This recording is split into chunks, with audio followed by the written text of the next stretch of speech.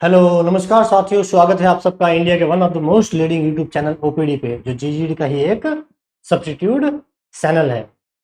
साथियों, सबसे पहले तो बहुत दिनों बाद अपन मिल रहे हैं, क्योंकि थोड़ी सी घर में जो है हेल्थ इश्यूज थे।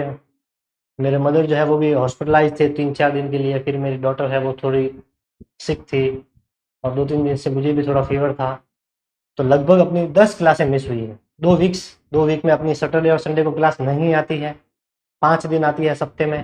तो लगभग अपनी 10 क्लासें जो है अपन साइंस के मुकाबले पीछे चल रहे हैं। साइंस के मुकाबले जो है अपन 10 क्लास पीछे चल रहे हैं अभी रिसेंटली, ठीक है। लेकिन वो अपन कवर कर लेंगे, ठीक है।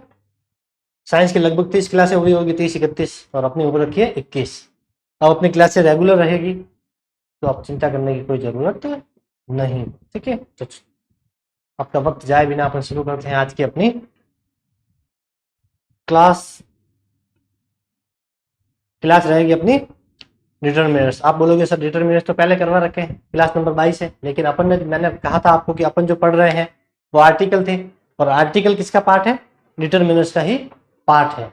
तो आर्टिकल्स और डिटरमिनर्स, तो क्वेश्चन कितने आएंगे? कम से कम 2 या 3 प्रश्न 100% आएंगे। क्यों आएंगे? एक तो आएगा आर्टिकल से रिलेटेड ए एंड द का, और एक आएगा डिटरमिनर से संबंधित प्रश्न। भी 15 ही है, तो हर टॉपिक से एक से ज्यादा प्रश्न बनने की संभावना नहीं है। यही एक ऐसा चैप्टर है जिससे लगभग 2 प्रश्न बनेंगे, क्योंकि 2 इसमें आर्टिकल भी इसमें ही इंक्लूड है।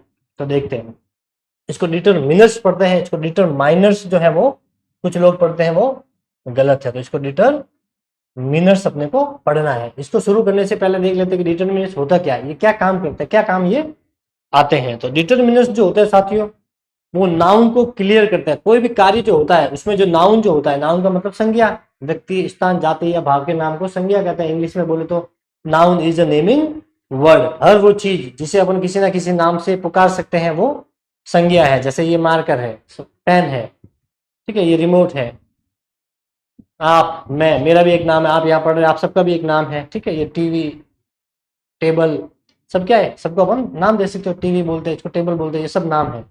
तो ये सारी की सारी चीजें क्या है? नाउन है। तो ये क्या करते हैं? डिटरमिनर जो है ये साथियों काम करते हैं नाउन। नाउन मतलब संज्ञा। ये जो संज्ञा जो होती है, जो नाउन जो होता है, इसको क्लियरिफाई करते हैं, क्लियर करते हैं। क्या करते हैं? इसको क्लियर करते हैं। जैसे कि कैसे क्लियर करते हैं, देखिए, students are in the class. अगर मैं बोलूं कि students are in the class, तो आपको क्या इमेजिन करोगे? आप इमेजिन करोगे कि बच्चे जो है वो स्कूल कक्षा में बैठे हुए हैं। ये दिमाग में आएगा कि students are in the class, तो दिमाग में क्या आएगा कि कक्षा जो है वो बच्चों से भरी हुई है। लेकिन मैं बोलूं कि there are some student in the class, जैसे ही मैंने वहां पर लगा दिया सम, क्या लगा दिया? सम, कि there are some students in the class, तो सम आते ही आपके दिमाग में क्या आएगा कि कक्षा के अंदर बच्चे जो है वो कम है। क्या है? कम है। सम का मतलब कम है। तो अब आपके दिमाग में जो पहले जो इमेज थी, जो पूरे बच्चे क्लास में भरे हुए थे, वो इमेज चेंज हो जाएगी कि अब कक्षा कैसी है? कुछ बच्चे जो है वो कक्षा में उपस्थित है, थोड़ी सी जो भीड़ थी वो कम हो गई है। ये सिर्फ आपको एक याद करने के लिए मैं आपको बता रहा हूँ, ठीक है। तो क्लियर हो गया। जैसे ही अपन ने डिटरमिनर सम लगाया, तो अपना जो क्लास एक नाउन थी, स्टूडेंट नाउन थे, देयर आर सम स्टूडेंट, तो सम कहाँ पे लगा? ये स्टूडेंट से जस्ट पहले लगा, यहाँ स्टूडेंट्स आएगा। तो स्टूडेंट मतलब विद्यार्थी, और ये भी क्या है? नाउन है, ठीक है, बच्चे। तो ये है नाउन। तो ये स्टूडेंट्स को क्लियर किया। कक्षा के अंदर बच्चे कितने हैं? बोले कुछ बच्चे हैं, सम बच्चे हैं। तो ये जो नाउन था, ये जो संज्ञा थी, इसको क्लियर किसने किया? इसने किया कि भाई कितने बच्चे थे। अपने को पहले पता नहीं था, मैंने कहा कि there are student in the class, कि कक्षा के अंदर बच्चे बैठे हैं, लेकिन कितने हैं, क्या है, वो अपने को कोई पता नहीं। आपके दिमाग में इमेज आएगी कि कक्षा है और बच्चों से भरी हुई है, ये आएगा इमेज। लेकिन जैसे ही मैंने बोल दिया कि कक्षा के अंदर कुछ बच्चे हैं, तो आपके दिमाग में आएगा कुछ मतलब हो सकता है 10 बच्चे हो, 15 बच्चे हो, इस प्रकार से, ठीक है ना। तो ये इसको क्लियर करने के लिए यूज में लिए जाते हैं, जो नाउन को क्लियरिफाई करते हैं। अब अपने शुरू करते हैं अपना टॉपिक। देखिए, डिटरमिनर्स को मोटे रूप से 3 भागों में बांट सकते हैं। एक वे जो क्वांटिटी को बताते हैं। क्वांटिटी का मतलब होता है साथियों मात्रा। क्या होता है? मात्रा। ई की मात्रा, ऊ की मात्रा वाली मात्रा नहीं है। मात्रा का मतलब होता है क्वांटिटी। जैसे दूध होता है, चीनी होती है, ये सब किसमें होती है, इसकी क्वांटिटी होती है, ठीक है। नंबर, नंबर का मतलब यहाँ पे वचन नहीं संख्या से है, ठीक है, वचन से नहीं है, एक वचन बहुवचन, संख्या। और यहाँ पे क्वांटिटी और नंबर दोनों है, मतलब संख्या भी होगी और मात्रा भी होगी। दोनों में क्या डिफरेंट है तो वो देख लेते हैं अपन। क्वांटिटी जो होगी साथियों, जो मात्रा जो होगी, इसको अपन गिन नहीं सकते। There are some sugar in the pot, तो शुगर जो है इसको अपन गिन नहीं सकते, वो शो करती है क्वांटिटी को। अपने सिर के अंदर जो हेयर्स है इनको अपन गिन नहीं सकते, ठीक है। तो ये सब होते हैं साथियों क्वांटिटी वाले, जो जिनकी मात्रा फिक्स होती है। मिल्क होता है, ऐसा कभी नहीं बोलते कि एक दूध देना, ऐसा बोलते हैं एक गिलास दूध हो सकता है, ठीक है, 1 लीटर दूध हो सकता है, ऐसे गिन सकते हैं। लेकिन एक दूध देना, 2 दूध देना, इस प्रकार से, एक चीनी देना, 1 केजी हो सकता है, 1-1 किलो के 10 पैकेट बना के हम उसे गिन सकते हैं, लेकिन 1 चीनी 2 चीनी इस प्रकार से अपन नहीं गिन सकते। तो वो होती है क्वांटिटी को शो करते हैं, मात्रा को शो करते हैं। अब है नंबर, मतलब संख्या। संख्या से यहाँ पे क्या मतलब है, जहां पे भी नंबर है मतलब इनके आगे अपन 1 2 3 4 इस प्रकार से न्यूमेरिकल संख्या लिख करके इनको आइडेंटिफाई कर सकते हैं, गिन सकते हैं। ये जितने भी ले रखे हैं डिटरमिनर्स, इनको अपन गिन सकते हैं, और ये जितने भी दे रखे हैं इनकी मात्रा फिक्स होती है, इनको अपन गिन नहीं सकते हैं, ठीक है। और यहाँ पे कुछ ऐसे डिटरमिनर्स होते हैं जो क्वांटिटी को भी शो करते हैं और नंबर यानी कि संख्या को भी वो शो करते हैं। धीरे धीरे अपन सब 1 बाय 1 इनको डिटेल में पढ़ेंगे। ये सर आपको बता दिया, कभी फ्यूचर ऐसे पूछ ले जनरल वे में कि which determiners show is related to number या which is related to the quantity, which determiner shows quantity, और मच दे दे, और तीसरे में 3 ऑप्शन में फ्यू, मैनी या वे, ऐसा कुछ लिख के दे दे, ग्रेट मैनी, तो समझ जाना कि मच, ठीक है। तो देखिए much, little, the quantity of, the amount of, the great deal of, ये जो है ये क्वांटिटी को शो करते हैं। नंबर को फ्यू, फ्यू का मतलब होता है कम, फ्यू और लिटिल दोनों साथ में पढ़ते हैं अपन, लिटिल और फ्यू जो है वो अपन साथ में पढ़ेंगे। क्यों पढ़ेंगे, क्योंकि ये शो करता है क्वांटिटी को, ये शो करता है नंबर को, संख्या को, दोनों एक जैसे ही है, एक बताएगा मात्रा को, एक बताएगा संख्या को। जैसे I have a few friends, मेरे कुछ मित्र है, मित्र है तो उनको अपन गिन सकते हैं या नहीं गिन सकते, गिन सकते हैं, तो वहां पर फ्यू आएगा, लिटिल नहीं आएगा। वो देयर इज खाली जगह वाटर इन द जग, जग के अंदर पानी है, तो बताइए क्या आएगा, लिटिल आएगा या फ्यू आएगा, तो वहां पर फिर अपन लिटिल का यूज करेंगे। अब वहां पे कहाँ पे लिटिल आएगा, कहाँ पे ए लिटिल आएगा, कहाँ पे द लिटिल आएगा, वो अपन इसको जब पढ़ेंगे तब उसको देखेंगे, ठीक है। तो पानी, तरल पदार्थ, चीनी, इस प्रकार की जो चीजें होती है उसके लिए ये यूज होते हैं, और जिनको अपन गिन सकते हैं उसके लिए ये यूज होते हैं। मैनी, ठीक है, मच और मैनी साथ में पढ़ेंगे। The great many, good many, ये वैसे ये बहुत कम पूछते हैं, इसमें इंपॉर्टेंट यही है, ये ज्यादा पूछते हैं, इनसे ही प्रश्न बनता है। सेवरल, वेरियस दोनों साथ में करेंगे। न्यूमेरस, नंबर ऑफ, ठीक है, ये काउंटेबल नेम्स है, ठीक है। नंबर ऑफ किसके साथ आएगा, काउंटेबल नाम होगा जिसको अपन गिन सकते हैं, उनके साथ आएगा नंबर ऑफ, ठीक है। इसके अलावा देखिए अभी इसमें ऑल, सभी, सम यानी कुछ, no, any, enough, sufficient, a lot of, must, most, sorry, ठीक है। अब देखिए यहाँ पे क्या लिख रखा है, यू एन सी एन का मतलब है अनकाउंटेबल नाउन के लिए भी यूज होते हैं, और काउंटेबल नाउन के साथ में भी ये यूज होते हैं। तो ये क्वांटिटी के साथ में भी यूज होते हैं, नंबर के साथ में भी यूज होते हैं, उसमें भी काउंटेबल नाउन के साथ में भी यूज होते हैं, और अनकाउंटेबल नाउन के साथ में भी यूज होते हैं। अनकाउंटेबल नाउन कैसे होते हैं, अनकाउंटेबल जिसको अपन गिन नहीं सकते हैं, जैसे चीनी, पानी, ये सब क्या होता है, अनकाउंटेबल होते हैं। और काउंटेबल नाउन जिसे अपन गिन सकते हैं, जैसे लड़का, लड़की, ठीक है, टेबल, फैन, पेन, ये सब जो होते हैं वो किसमें है, काउंटेबल में, ठीक है। इसमें सबसे पहले अपन पढ़ेंगे ये सम, और इसके साथ में ही पढ़ेंगे एनी, ये दोनों एक दूसरे के ऑपोजिट यूज होते हैं, कॉन्ट्रास्ट में यूज होता है, इसलिए साथ में पढ़ेंगे तो अपने को इजी वे में ये याद हो जाएंगे। चले आगे, स्क्रीनशॉट ले सकते हैं। देखिए डिटरमिनर्स, सबसे पहले पढ़ेंगे सम। सम को हिंदी में बोलते हैं कुछ, ये आपको पता ही है सबको, किसी को बताने की जरूरत नहीं है, कुछ।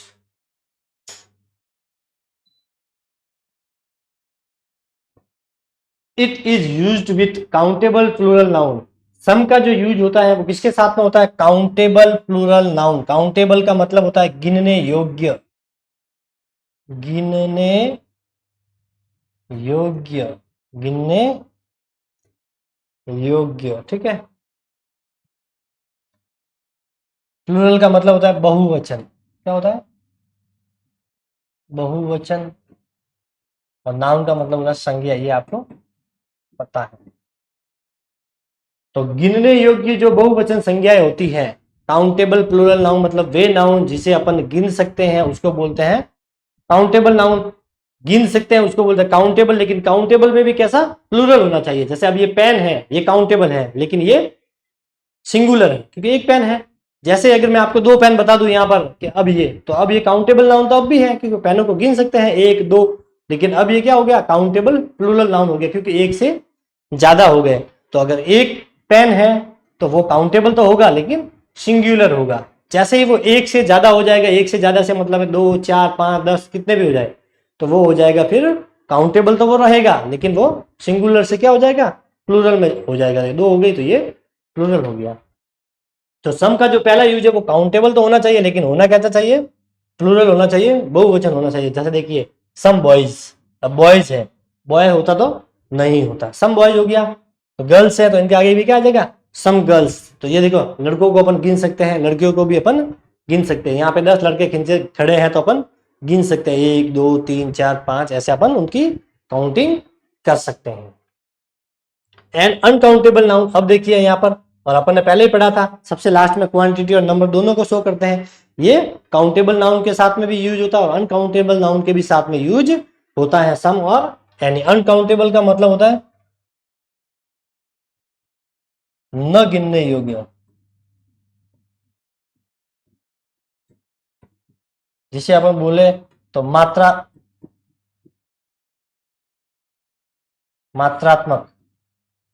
मात्रात्मक एक वचन संज्ञा, मात्रा में, ये सही रहेगा, ठीक है ना? जो मात्रा को बताता है, किसको बताता है? मात्रा को, ठीक है। अनकाउंटेबल जो होता है ना, वो सब मात्रा को बताता है। जिसको अपन काउंट कर सकते हैं वो कभी अनकाउंटेबल में नहीं आते हैं। ऐसी वस्तुएं जो बिल्कुल छोटी छोटी होती है, जैसे चीनी है, मिट्टी है, ये सब छोटी छोटी, इसको अपन काउंट नहीं कर सकते। जैसे हेयर्स है, तो ये सब किस में आएंगे? अनकाउंटेबल में आएंगे। अनकाउंटेबल में भी सिंगुलर और प्लूरल वो अलग बात है, ठीक है। तो देखिए अनकाउंटेबल में क्या होना चाहिए? सिंगुलर होना चाहिए। तो उसके साथ में फिर क्या यूज होगा? सम का। तो सम का दोनों यूज अपने को याद रखना है कि सम का यूज काउंटेबल के लिए भी होता है, अनकाउंटेबल के लिए होता है। लेकिन अलग क्या है? वो ये है कि काउंटेबल नाउन में तो ये बहुवचन के साथ में यूज होगा, प्लूरल के साथ में, लेकिन अनकाउंटेबल के साथ में ये सिंगुलर के साथ में यूज होगा। तो काउंटेबल में भी आएगा, अनकाउंटेबल में भी आएगा। काउंटेबल बहुवचन आएगा और अनकाउंटेबल है तो सिंगुलर के साथ में आएगा, ठीक है। और ऑप्शन में आपको सिंगुलर के साथ में प्लूरल वाला भी देगा, और वहीं अपने जो है क्वेश्चन गलत होने के चांसेस रहते हैं। देखिए example, some money, some water. अब पानी है, मनी है, तो ये अनकाउंटेबल नाउन है। मनी लिखा हुआ है और यहाँ पर वाटर है, वाटर्स नहीं लिखा हुआ, या 2 गैलन्स ऑफ वाटर्स नहीं लिखा हुआ, 2 बोटल्स ऑफ वाटर नहीं है। 2 बोतल होता तो वो अनकाउंटेबल में भी क्या हो जाता? प्लूरल हो जाता। लेकिन यहाँ पर वाटर है, सिर्फ शब्द दे रखा है वाटर, मनी, पेट्रोल, डीजल, सिर्फ ऐसे दे रखा है। उसके साथ में ना ई एस लगा हुआ है, ना उसके आगे कोई न्यूमेरिकल संख्या एक से ज्यादा वाली दे रखी है, 2 3 4, तो इसका मतलब वो सिंगुलर है। तो सिंगुलर अनकाउंटेबल नाउन के साथ और प्लूरल काउंटेबल नाउन के साथ में सम का यूज होता है। मनी, देखिए मनी तो है अनकाउंटेबल, लेकिन रुपीज आ जाएगा ना तो वो काउंटेबल हो जाएगा, रुपए को अपने गिन सकते हैं, 10 रुपीज, 20 रुपीज, तो वो क्या हो जाएगा? काउंटेबल। लेकिन मनी जो होता है वो अनकाउंटेबल होता है, ये ध्यान रखना। देखिए सम is always use with affirmative sentence. Affirmative जो सेंटेंस होते हैं उनके साथ में भी सम का यूज किया जाता है। सकारात्मक वाक्य बोल सकते हैं अपन इसे।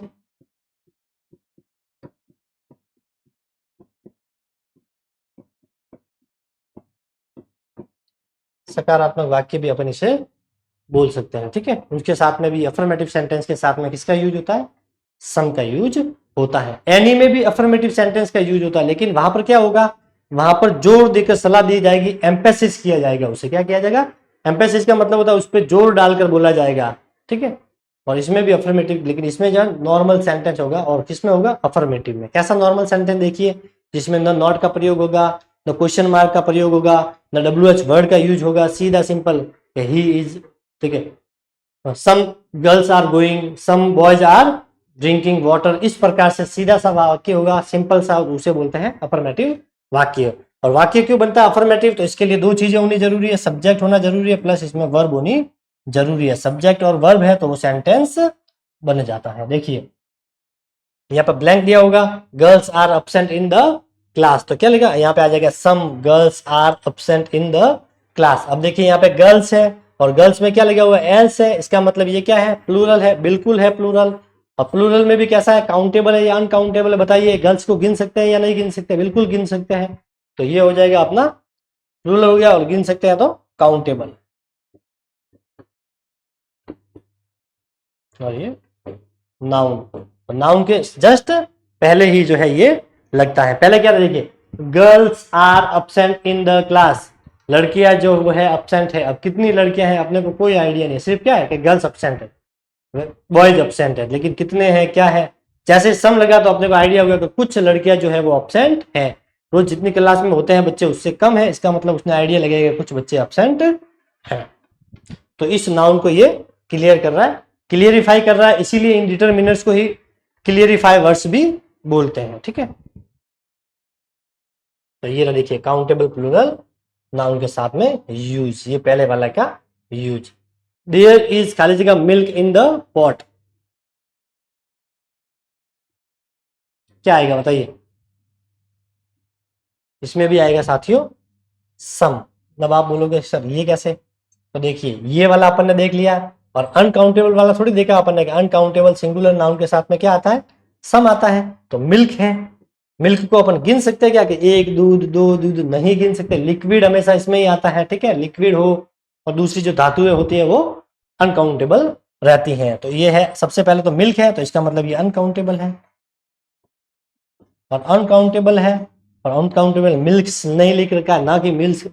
बहुवचन कैसे बनेगा ये, इसको बहुवचन, इसके पीछे एस और ये तो बिल्कुल नहीं लगता, मिल्क्स होता नहीं है, वाटर्स होता नहीं है, इसके आगे क्या लगेगा, 2 लीटर 4 लीटर 5 लीटर मिल्क ऐसे लिख सकता है।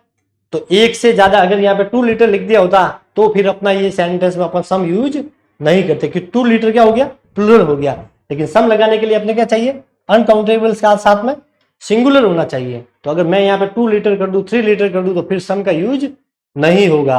अगर अनकाउंटेबल नाउन में सम का यूज करना है तो वो सिंगुलर होना चाहिए। तो मिल्क दे रखा है बिल्कुल, तो इसका मतलब सिंगुलर है, तो अनकाउंटेबल सिंगुलर नाउन, ठीक है।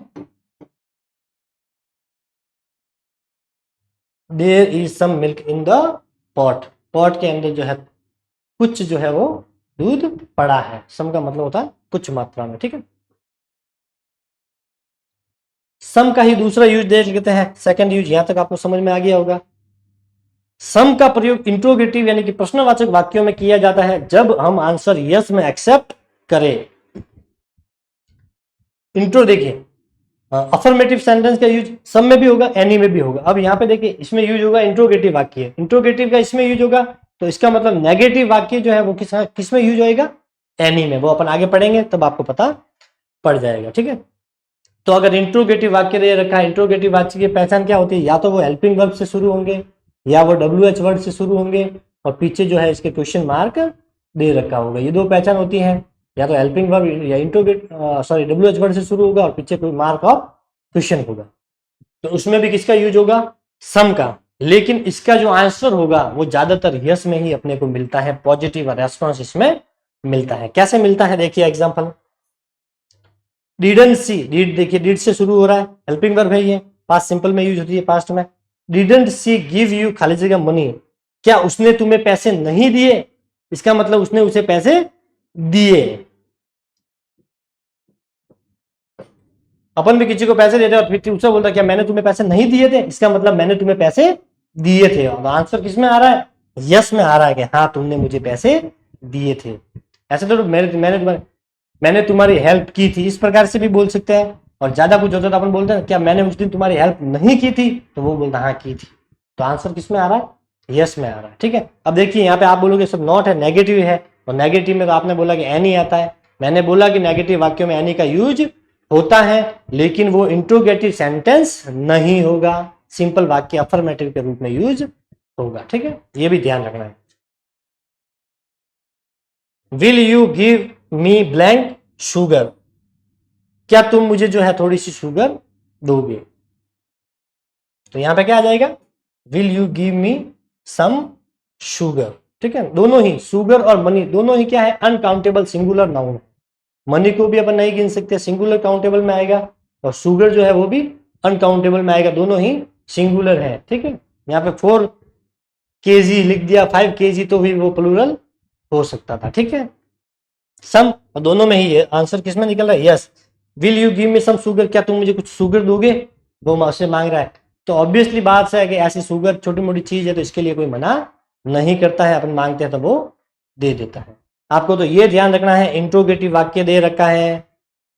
ठीक है, इंट्रोगेटिव वाक्य होगा तो उसमें अपने को सम का यूज करना है, या तो उसमें दे रखा होगा काउंटेबल नाउन होगा तो प्लूरल होगा, और अनकाउंटेबल होगा तो सिंगुलर होना जरूरी है। इन दोनों में से ही वो वाक्य होगा, तो अपने को वहां पर सम का यूज करना है, और सम सबसे इंपॉर्टेंट है। सम और एनी में से ही प्रश्न ज्यादातर जो है डिटरमिनर्स में से बनते हैं। चले आगे, स्क्रीनशॉट ले सकते हैं इसका। एनी, सम के ये 3 यूज थे, अफर्मेटिव के साथ में, इंट्रोगेटिव के साथ में, और अनकाउंटेबल और काउंटेबल के साथ में। अब अपन देख लेते हैं इसके साथ में ही एनी। उसका मतलब था कुछ, इसका मतलब है कोई। एनी का मतलब क्या था, कोई।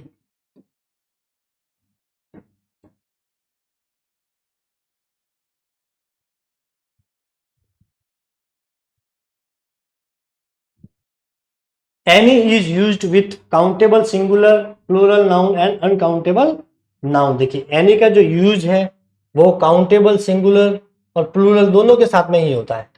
गिनने योग्य जो जैसे ये पेन है, एक पेन की बात हो रही है तो भी अपन एनी का यूज कर सकते हैं। 2 पेन 3 पेन की बात कर रहे, पेन को गिन सकते हैं। तो काउंटेबल नाउन अगर सिंगुलर है एक वचन में तो भी यूज कर सकते हैं एनी का। काउंटेबल नाउन अगर प्लूरल में है बहुवचन में तो भी अपन एनी का यूज कर सकते हैं। ठीक है, और अनकाउंटेबल नाउन के साथ में भी एनी का यूज होता है। तो देखिए सम और एनी दोनों ही ऐसे डिटरमिनर्स हैं जिनका यूज अपन काउंटेबल नाउन के साथ में भी कर सकते हैं और अनकाउंटेबल नाउन के साथ में भी कर सकते हैं। अंतर क्या है कि सम का यूज काउंटेबल नाउन में सिर्फ और सिर्फ प्लूरल के साथ में होता है, सिंगुलर के साथ में नहीं होता है। लेकिन एनी का यूज सिंगुलर और प्लूरल दोनों के साथ में भी होता है। और अनकाउंटेबल नाउन का यूज जो वहां पे सिंगुलर के साथ में है, यहाँ पर अनकाउंटेबल नाउन के साथ में एनी का यूज करना है। ठीक है, और दूसरा वहां पे था अफर्मेटिव सेंटेंस में यूज करना है, और एक इंट्रोगेटिव वाक्यों में अपन सम का यूज करते हैं। यहाँ पे भी अफर्मेटिव सेंटेंस में एनी का यूज होगा, लेकिन उसके ऊपर एम्फेसाइज किया होगा, यानी कि जोर देकर सलाह दी गई होगी। ठीक है, कैसे देते हैं वो देखिए एनी बॉय। अब यहाँ पे बॉय क्या है, काउंटेबल सिंगुलर नाउन है, एक लड़का है, बॉयज नहीं दे रखा है, लेकिन फिर भी अपन ने लगे एनी बॉय यानी कोई भी लड़का, एनी बॉयज। ये देखिए काउंटेबल सिंगुलर नाउन का एग्जांपल हो गया ये, और ये काउंटेबल प्लूरल नाउन का एग्जांपल हो गया ये, एनी मनी। तो मनी अनकाउंटेबल है तो अनकाउंटेबल का एग्जांपल हो गया ये। ठीक है, समझ में आ गया। लेकिन रुपी जो होता है सर, रुपीज ये काउंटेबल होता है, ध्यान रखना। और मनी जो होता है वो अनकाउंटेबल होता है।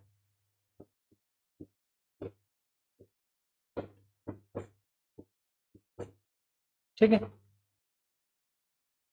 फर्स्ट यूज देख लेते हैं। Any is used in negative sentence, मैंने बता दिया आपको, वो इंट्रोगेटिव में यूज हो रहा है सम, और एनी यूज हो रहा है नेगेटिव मतलब नकारात्मक वाक्यों में। नकारात्मक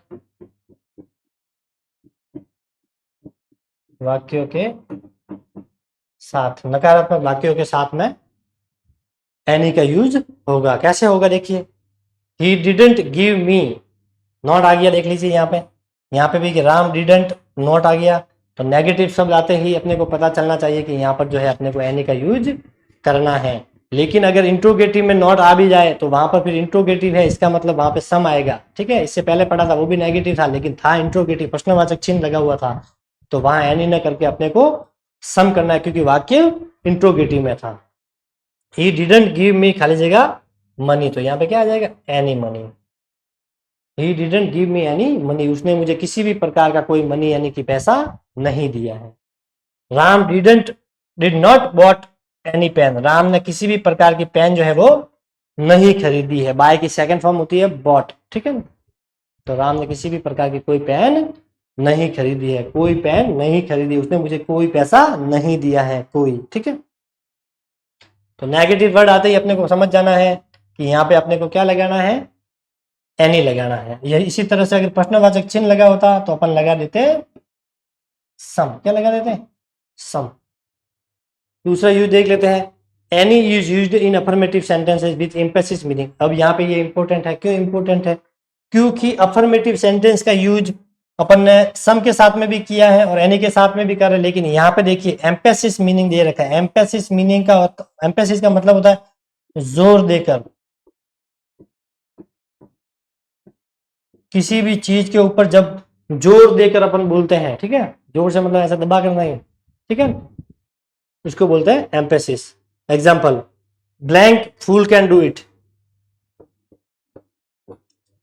any fool can do it. Fool का मतलब मूर्ख होता है, कोई भी मूर्ख इसे कर सकता है, कोई सरल कार्य होगा उसके लिए बोला गया है कि ये तो कोई भी मूर्ख जो है वो कर सकता है, मतलब मूर्ख जो है वो भी इसे कर सकता है, ये तो इतना सरल काम है। तो ये एम्फेसिस, जोर देकर बोला गया कि इसे तो कोई भी कर सकता है, ठीक है। देखिए, take any phone you like, क्या लिखा हुआ, take any phone you like, तुम्हें जो भी फोन पसंद है तुम ले लो। यहाँ से दुकान पे लेके गया होगा अपने भाई को या किसी दोस्त को, तो बोले ये फोन है, जो भी तुझे फोन पसंद है वो लेकर। तो ये एम्फेसिस देकर बोला गया, जोर देकर उसे कहा गया कि इनमें से जो भी फोन तुझे पसंद है वो तू ले सकता है, ठीक है। तो यहाँ पर भी किसका यूज होगा, एनी का यूज होगा। समझ में आ गया यहाँ तक, इजी है वैसे, ज्यादा इसमें कुछ है नहीं। देखिए थर्ड यूज देखते हैं एनी का। तीसरा use, any is used in conditional sentence. Conditional sentence को साथियों हिंदी में बोलते हैं शर्त वाले वाक्य, शर्त वाले वाक्य, ठीक है। कंडीशन को बताते हैं, ठीक है, कंडीशनल, कंडीशन से ही बना है कंडीशनल, ये कंडीशन को शो करते हैं। और कंडीशन इनकी शर्त होती है, इसमें कंडीशन होती है, उसके हिसाब से, कंडीशन के हिसाब से निर्णय लिया जाता है कि ये कार्य करना है या नहीं करना है, ठीक है, इसीलिए इसको कंडीशनल सेंटेंस कहते हैं।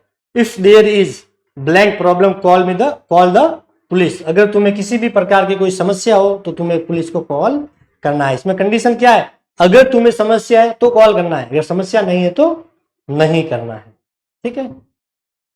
If there is any problem call the police, यदि तुम्हें कोई समस्या आ जाए तो पुलिस को कॉल कर देना। तो ये देखिए इसकी पहचान क्या होती है, ये ज्यादातर साथियों शुरू होते हैं इफ से शुरू होते हैं, एज इफ से शुरू होते हैं, एज दो से शुरू होते हैं,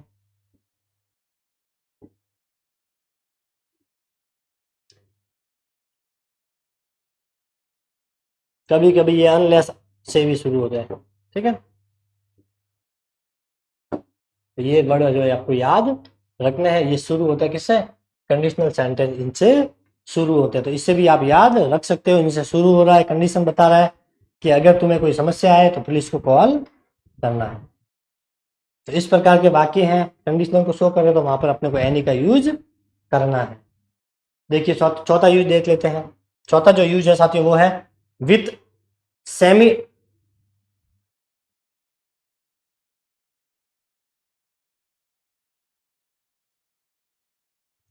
with semi-negative words such as hardly, scarcely, rarely, barely, whether, seldom, little, few are there in a sentence। ये सेमी नेगेटिव वर्ड्स कौन से होते हैं, ऐसे शब्द जिसे अर्ध नकारात्मक बोलते हैं। नेगेटिव का मतलब तो होता है जिसमें सीधा नॉट लगा हुआ है, नेवर लिखा हुआ है, नो लिखा हुआ है, ये तो नेगेटिव शब्द है। लेकिन कुछ शब्द ऐसे होते हैं जो दिखने में पॉजिटिव लगते हैं, अपने को पता नहीं है कि इनका मीनिंग नेगेटिव आएगा, लेकिन वो होते नेगेटिव है, इसीलिए इनको सेमी नेगेटिव वर्ड्स बोलते हैं। कि अब हार्डली लिख दे कोई, मतलब हार्डली का मतलब होता है कभी कभी, हार्डली, इसका असली अगर ऐसे शब्द आ जाए तो अपने को थोड़ी पता चलेगा कि नेगेटिव वर्ड्स है, लेकिन ये नेगेटिव होते हैं। अब पता नहीं चल रहा है इसीलिए इनको सेमी नेगेटिव वर्ड्स की श्रेणी में डाला गया है।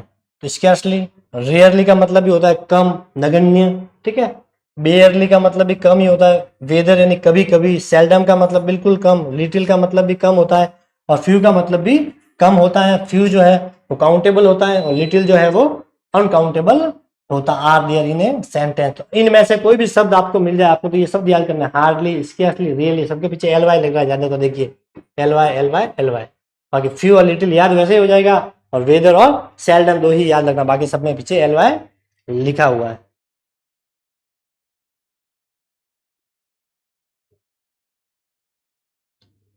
देखिए एग्जाम्पल, ही हैज हार्डली, तो देखिए यहाँ पर हार्डली आ गया। I doubt weather he has, यहाँ पे वेदर आ गया, तो he has hardly blank content any content. मुझे लगता है कि उसके पास मुश्किल से ही कोई कंटेंट है। कंटेंट का मतलब होता है, जैसे अपन नोट्स ही बना रहे हैं, तो अपन ने कोई टॉपिक लिया, उस टॉपिक का जो इंपॉर्टेंट एक नोट्स के रूप में अपन ने बना लिया, तो वो हो गया अपना कंटेंट। चुन करके जो है चयन करना, बड़े में से कुछ चीजों को कलेक्ट करना, उसे बोलते हैं कंटेंट। ठीक है, तो मुझे लगता है कि उसके पास मुश्किल से ही कुछ कंटेंट होगा। मुश्किल से ही मतलब न के बराबर, तो ये हार्डली न के बराबर को ही शो कर रहा है। ठीक है, ये सेमी नेगेटिव वर्ड है। I doubt weather he has any money, मुझे संदेह है, डाउट का मतलब संदेह है कि उसके पास कुछ पैसा है, मतलब उसे डाउट है, मुझे लग रहा है कि इसके, I doubt weather he has any money, मुझे डाउट है कि इसके पास कुछ पैसे है या नहीं है, तो उसे डाउट है, तो इसका मतलब उसके पास पैसे नहीं है तो भी बिल्कुल कम है। I doubt weather he has any money, मुझे जो इसके ऊपर विश्वास नहीं है। ठीक है, तो वेदर भी ये नेगेटिविटी को शो करता है, ये सेमी नेगेटिव वर्ड है। इसका मतलब उसके पास पैसे नहीं है, न के बराबर पैसे हैं। तो इनके साथ में सेमी नेगेटिव वर्ड्स याद कर लेना, इसके साथ में एनी का यूज।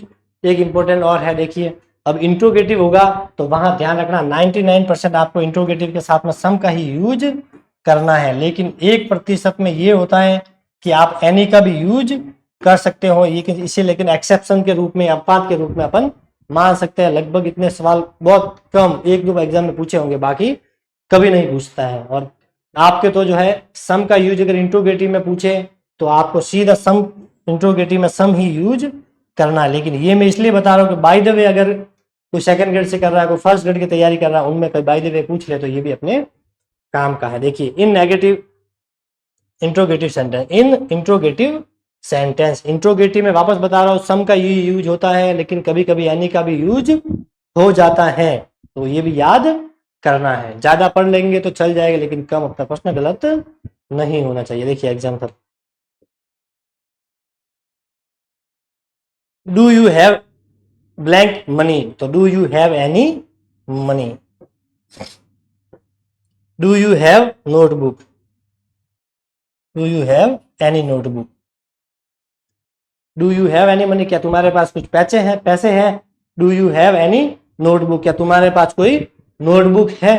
कॉपी जो होती है लिखने की उसे नोटबुक बोलते हैं। सब में क्या था, देखिए पीछे आता एक बार, didn't see give you some money, will you give me some money, क्या तुम मुझे कुछ शुगर दोगी। Didn't see give you some money, क्या उसने तुम्हें कुछ पैसे नहीं दिए थे।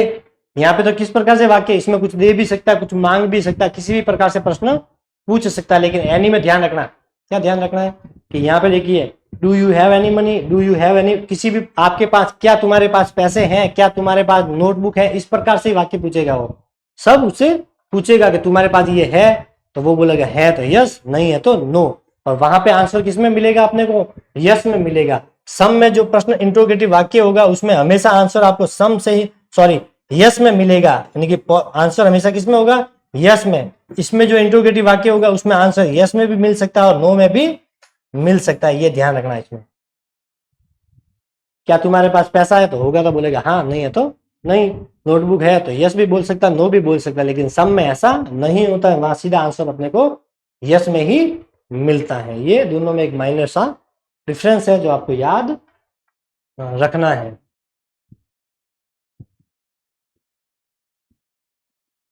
ये था, आपको मोटे रूप से समझ में आ गया होगा सम और एनी में क्या जो डिफरेंसेस है, मोटे रूप में अपन ने लगभग यहाँ पर कर लिए हैं। कल अपने एक और क्लास लेंगे, उसमें अपन लगभग डिटर्मिनर्स जो इंपॉर्टेंट है वो कंप्लीट कर लेंगे। ठीक है। फिर नया चैप्टर है वो भी अपन शुरू करेंगे। अब अपनी क्लासेस जो है वो रेगुलर साथियों यहाँ पर रहेगी। ठीक है, पढ़ना कैसे है, आपको पढ़ने का तरीका होना चाहिए।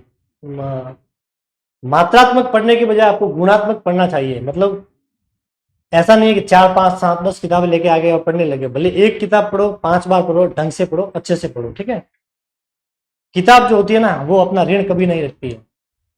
आपने अगर इस किताब किसी भी किताब को बुक को पढ़ा है, जैसे आपने ये है चतुश्रेणी वाली सर की, ठीक है, ये लगभग आपके पास होगी। तो किताबें कोई भी पढ़ो, लेकिन अच्छी बुक्स होती है वो पढ़े। ठीक है, तो ढंग से पढ़ो। फिर उसको क्या करो, एक बार पढ़ो फिर अपने नोट्स बनाओ। तो उसमें क्या है कि आपको रिवाइज करने में टाइम लगता है। इतनी मोटी बुक होती है, तो कम से कम 3 बार तो भाई पढ़नी पड़ती है। अगर आप सही से ढंग से कंपटीशन में बैठना चाहते हो तो 3 बार आपका रिवीजन होना मेरे हिसाब से कंपलसरी है। और उसके अलावा ऑब्जेक्टिव तो आपको देने ही है, चाहे वो बुक ला के दो या टेस्ट सीरीज ज्वाइन करके दो। अगर आपका सिलेबस एक बार कंप्लीट है फिर आप टेस्ट सीरीज साथियों जरूर देना। आपके सिलेक्शन में सबसे ज्यादा महत्वपूर्ण होते हैं अपने टेस्ट। वहां पे अपने को पता चलता है कि अपने मिस्टेक्स क्या हो रही है, किस प्रकार से प्रश्न वो पुटअप करता है। अपना दिमाग जो है वो वहां पर एक्टिव होता है।